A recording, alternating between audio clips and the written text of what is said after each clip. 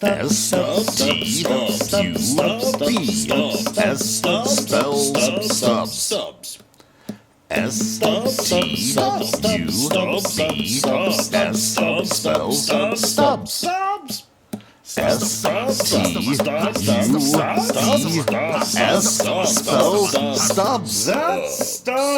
up, people? Welcome to a new episode of Stubs, where we're going to review things, a variety of things.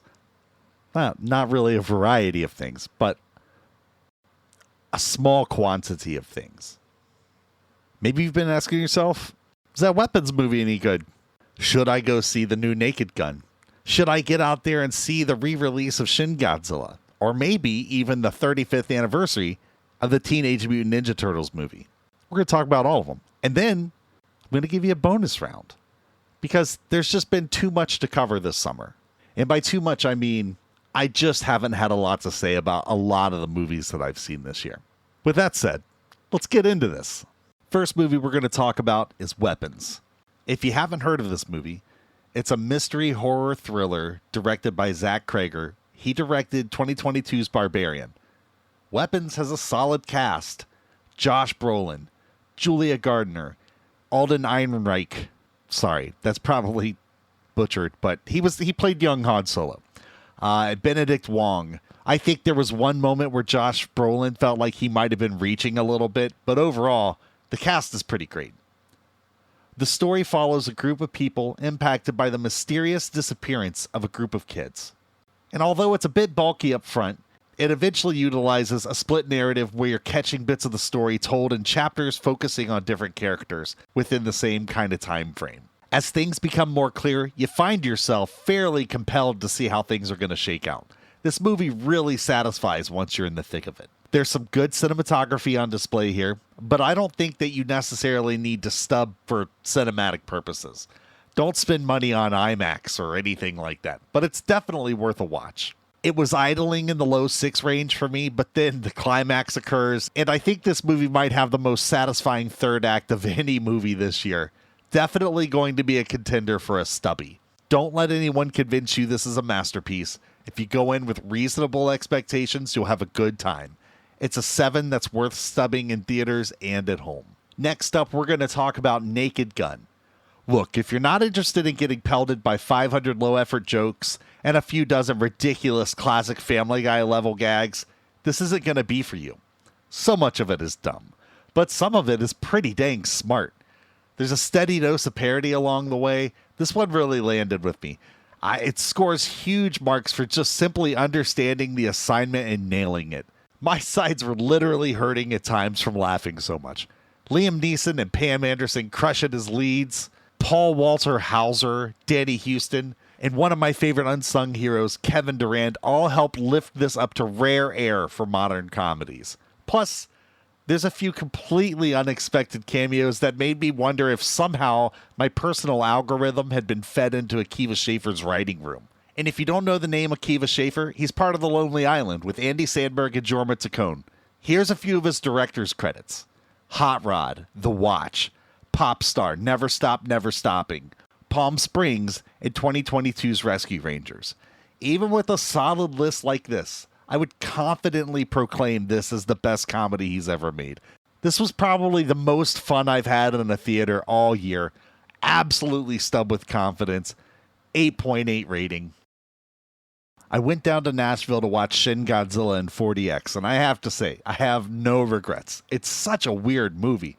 Imagine a super dry satire filmed like The Office, but without the deadpan glares. And instead of paper, the focus is on government crisis response, and Godzilla is the crisis. There's a very subtle humor on display here that highlights the ridiculousness of bureaucracy during times of crisis. This movie is absolutely staggering on the big screen. It isn't really for everyone, though. Like, this is one of the hardest Godzilla movies to recommend. I think the lore and the concepts presented in this movie and surrounding it probably exceed the movie itself. But, man, there's a nighttime attack scene that is pretty much a fever dream for me. Like, it props the movie up so hard, and I just remember being completely blindsided in its devastation. After 2014's Godzilla, I remember being a bit let down because the marketing was like Godzilla's this force of nature, here to put humanity in its place.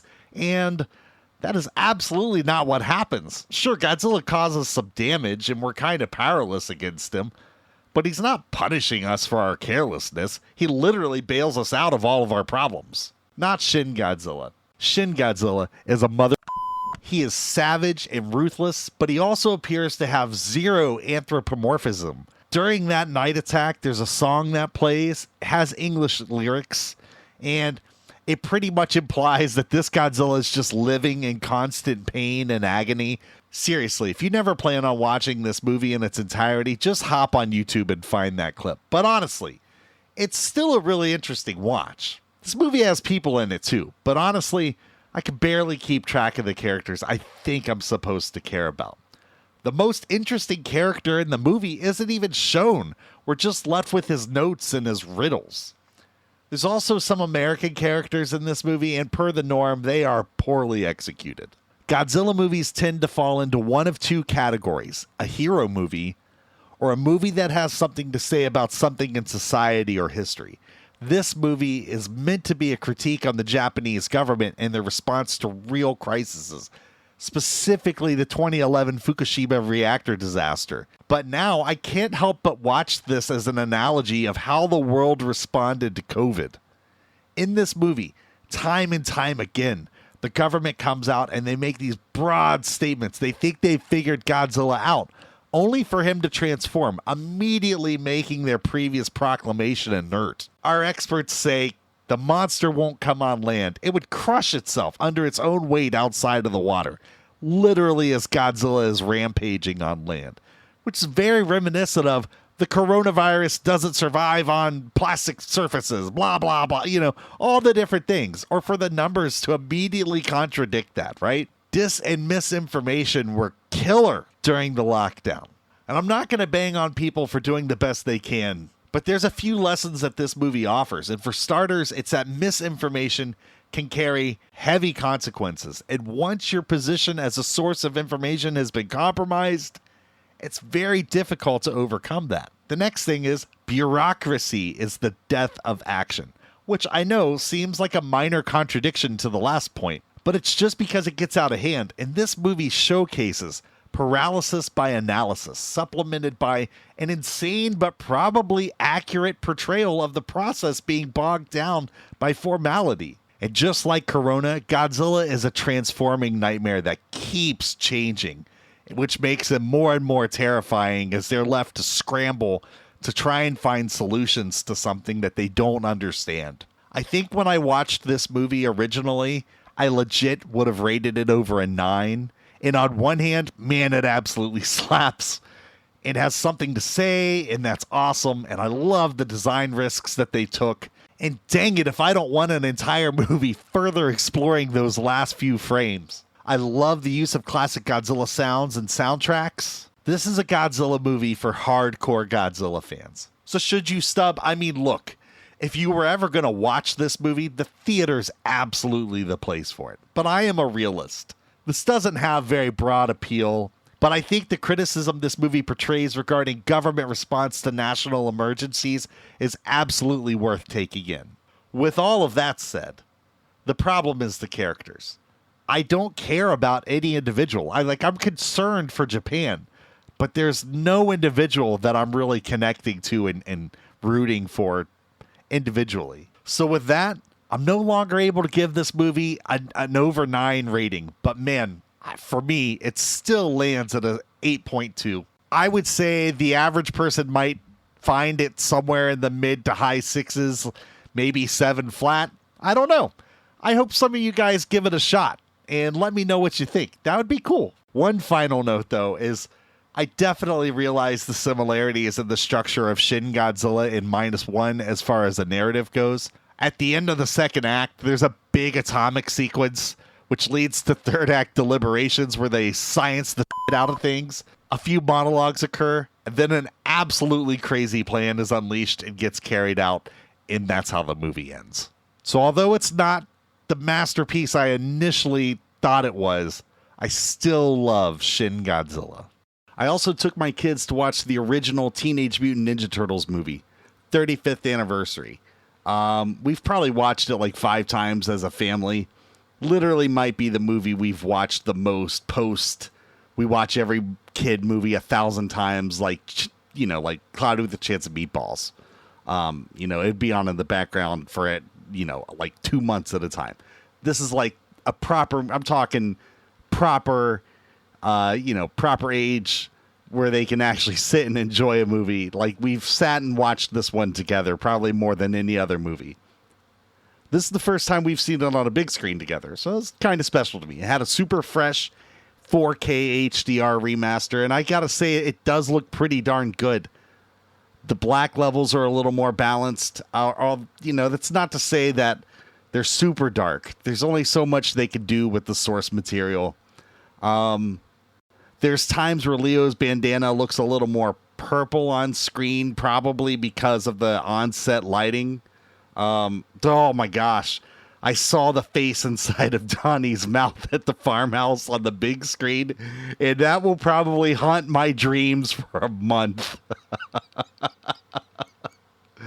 But overall, quality-wise, compared to the Blu-rays that I've been watching them on, the visuals it's all definitely better. Definitely a more balanced experience. Especially, there's a new Atmos sound mix. It sounded really great. I will absolutely be picking up this 4K set. Although, if I'm completely honest with you, I would just buy the first one if I was able to. I hardly ever watch Secret of the Ooze and number 3, Turtles in Time.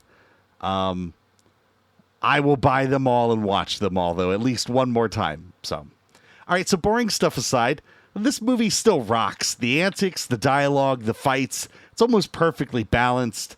All that said, what continues to stand out to me about this movie is its earnest elements. Like, the relationship between Splinter and the Turtles is incredible. Even when it's played up for laughs, like when Mikey's ordering pizza at the beginning of the movie and Splinter is trying to pass wisdom on to them. It just works. There was a single line that really stuck with me this time. It's when Splinter first meets Danny. He says, he asks him, he says, how can a face so young wear so many burdens? And dude, like, there's a million ways to convey the intent of that line. And I know it's just small, but like, dang, it's just really well written. In a modern movie, it probably wouldn't have had that much. I don't even know what the word I'm looking for is. Dang, it's just so good. It is so good. I could go through this whole masterpiece, and I'm sure one day I will, because I gotta be honest, I feel like the current state of movies leaves me saying the same thing over and over again. There's only so many times I can say, yup, it's worth watching at home. But I can't encourage you to spend $15 a pop. I love going. There just isn't much to say, but about about modern movies, but man, the classics, I'd love to share my little slice of nostalgia and have some friendly conversations with my regulars about some classics. So, I'm just saying I might try and focus a little more on getting these in the mix a little more than just doing all of the new releases. Anyways, Teenage Mutant Ninja Turtles scores a 9 out of 10. That's right. Masterpiece, people. It is a masterpiece. If you happen to listen to this while it's still in theaters, you should go watch it. You probably haven't watched it in years. And let me tell you, it's a classic. Look, so last thing I want to get to here is, I know I just reviewed 2 re-releases, but I've seen a lot of anniversary releases on the slate. Like, and I don't know if I love all of that. I get, like, some movies, like, for example, Jaws 50th anniversary. No brainer, right? It's literally the first blockbuster. Classic. 2015's Trainwreck, starring Bill Hader, Amy Schumer, and featuring LeBron James. I don't know if that has quite the same drawing power. You just can't convince me that there's an outcry for this kind of re-release. Now, if these are cheap releases and they're going to, fund future movies and allow for some filmmakers to have some flexibility, sure, go for it. Like, also, if the idea is to help struggling theaters, I guess that's cool. But man, you shouldn't be charging full price for these tickets. Like, I enjoyed seeing Turtles. It was like $15 a pop, though. Like, I should not be spending $15 to go and see a movie from 1990, like as much as I love it. But I did. Anyways, it just seems like this is a tough sell in some cases. Here's a list of re-releases that are on the calendar for the next few months. So for August, like I said, you got Trainwreck, Ninja Turtles, Shin Godzilla, The 40-Year-Old Virgin, Black Swan, Batman 1989, and Batman Returns, and Jaws. So look, you can make a good case for half of those. I get it. Who is going to see The 40-Year-Old Virgin in theaters again? Like, I don't know. September has Toy Story. Sam Raimi's Spider-Man trilogy is coming back. It feels like these are always showing, like every year. Apollo 13. Like a movie that I remember enjoying, but I probably haven't thought about Apollo 13, the movie, in over 20 years. The Sound of Music, The Breakfast Club. Again, Breakfast Club. Classic. Unquestionably a classic. Is that a movie I have to go to the movie theaters to see, though? I don't know. October has Casper, Paranorman, and Avatar 2. That'll make one of my listeners and guest regulars very happy to hear that it's going to boost that box office a little bit. Anyways, I will absolutely go and see something that I've seen before in a theater. I've seen before, if I own it, or I've watched it numerous times if it's great cinema.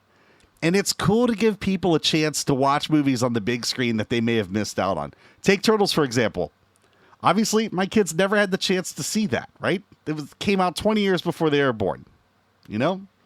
When I saw Shin Godzilla, there was a couple behind me. The guy said he really only started getting into Godzilla in like 2021. So he definitely missed out the first time, And I love the new tradition they have on Godzilla Day screenings, right? Like every year they drop a Toho movie that probably didn't get released in North America, and I get the chance to go and watch it. Yeah, I've watched every Toho Godzilla movie probably at least 5 times. And I assure you, as long as they keep releasing movies that I didn't get to go and see on the big screen, I'm going to go, right? But Casper, Apollo 13, I mean, they're 90s staples, sure, I guess, but I just can't imagine anyone clamoring to drop $15 a pop to see them on the big screen one more time. All right, to wrap this up, look, I told you at the beginning, you'd get some bonus reviews, okay? So look, I saw a handful of other movies at the theaters this year, and I just wasn't inspired enough to talk about it for any length of time, I don't think anybody wanted to have a conversation with me about them. So here they are, gonna just kind of shotgun them out at you. Lilo and Stitch, no stub. Gave it a 6. I don't have any love for the original. There's no nostalgia there. And this movie was fine. It's just fine. It's one of the better live action Disney movies, I guess. I don't know. It was fine. Next one, How to Train Your Dragon. Again, this is a no stub. I really was hoping that the visuals would pop and it would be just incredible to take in. And I don't know. It all just it was like, yeah, it is the original movie, just with people instead of cartoon, computer animated characters. I gave it a 6.4. The biggest thing with this is what it came down to was just like, if I have both of these movies if I have How to Train Your Dragon live action and I have How to Train Your Dragon, the animated movie in my hands, I'm watching that animated movie every time. Like, I don't think I would ever pick that live action version. Again, not that it's terrible. It just, I don't know. It's kind of missing the heart. I don't know. It just didn't land with me. 28 years later, it's another no stub. I know this was long gestating. It took for, I gave it a 6.6, which is a little better than the last one, the last movie, How to Train Your Dragon. But 28 years later is just okay. Like, I don't know. It's just fine. Jurassic World Rebirth, I gave this a stub purely because there are a few fun, great spectacle scale dinosaur sequences. There is a T-Rex sequence in this movie that is really good. But the movie overall is kind of underwhelming. The characters are half-baked. There's like two storylines. There's two groups of characters. One of the groups of characters, they don't need to be in this movie. They just don't need to be in this movie. But, we needed a family to relate to. So I gave that one a 6.4. But again, like, if you like cinema, if you like popcorn movies, and you like having a little bit of fun, yeah, it's all right. It's not bad. The next one was a streamer, and it was Predator, Killer of Killers. I said give it a stream, 6.6. It's fine. Some of the installments of it, it's like an anthology movie, so it's got a handful of stories that take place within it. And some of them are better than others, but they all kind of tie together a little bit at the end. And yeah, I enjoyed it. It was definitely worth streaming at home. Glad they didn't try and put it out in theaters, though. Like, I would have been disappointed if I had gone and popped money down to see it properly in a theater like that. And the last one on this little list is F1, Brad Pitt movie. He's driving the F1 car, and I honestly, cinematically, I said stub. It was, it was fun. Brad Pitt's pretty good. The visuals are fun. The races are fun. It's loud. And I think that's kind of why I would definitely, my recommendation came from like, yeah, in a movie theater, hearing the F1, the engines and the sound of it. It was a lot of fun. The races were fun. Brad Pitt's fine in it. The cast is pretty good.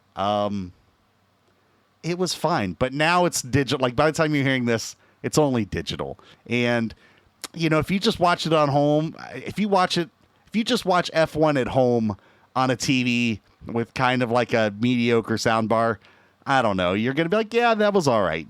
That was fine. I gave it a 6.8. So one of the better movies of the summer. But I mean, again, all of those movies range from 6 to 6.8, right? So like, it's not like there's a giant swing in those movies. Now, again, I saw some other movies this year, like I said earlier, I loved Naked Gun. And Weapons was pretty good too. There's just a lot of mediocrity coming out there, man. And I get it. That's, it is what it is. Anyways, that is where I'm going to wrap up for now. If you haven't already, please like and subscribe to this channel. Make sure you share this with all your friends and family. And we're going to get out of here from now. So take care of each other, and I will catch you guys next time. Stubs